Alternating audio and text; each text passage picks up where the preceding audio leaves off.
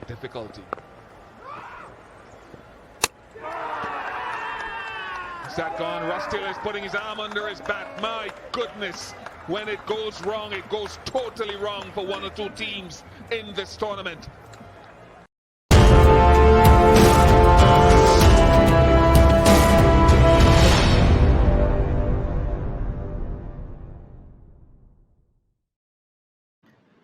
So the 2020 season of the Heroes CPL saw the New Zealanders in supreme athletic ability in the field. Clearly, after we saw Ross Taylor's catch a couple of moments ago, we now see Tim Seifert.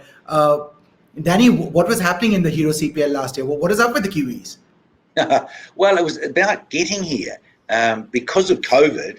And the wonderful thing was the Heroes CPL, kudos to actually have the tournament get off the ground in the first place, given the pandemic. And again, just guys available. Time of the year doesn't suit everyone, but players do make themselves available because they love coming here. That's the bottom line.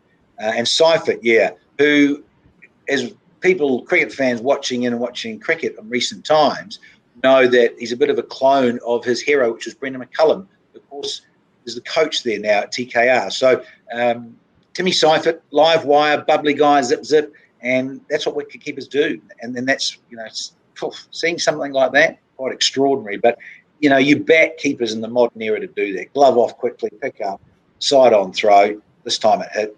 See you, Roscoe. Unlucky Chan. Watch those calves, Roscoe. Be careful. Tom Moody, this last shot of Tim Seifert where the shot just froze, it reminded me of Jonty Rose from that infamous run out of Inzamam Muluk, I think it was in the 90s. Of course, Jonty Rose is fielding legendary, benchmark setter. But this is really hard, like what Danny just mentioned as well, that for a keeper to get his gloves off, get to the ball, think of picking up the ball, seeing the single stump, and then hitting them this is awesome talent. Yeah, it is. It's you have to be athletic for a start to be able to do that, and it's a practice skill. These keepers and fielders practice, side-on throws like that. They also practice the dive throw. All those things are rehearsed. It doesn't happen just as a one-off. So it's something they've done for a long time. Some do it better than others because they're a little bit more athletic than others. Jonty Rhodes was, as you say, he was a benchmark fielder at backward point, and we saw him do that regularly. But that was his brand, and that's what he was particularly good at. But it just also shows you the modern game does ask you to possess those types of skills, and it does attract those real athletes.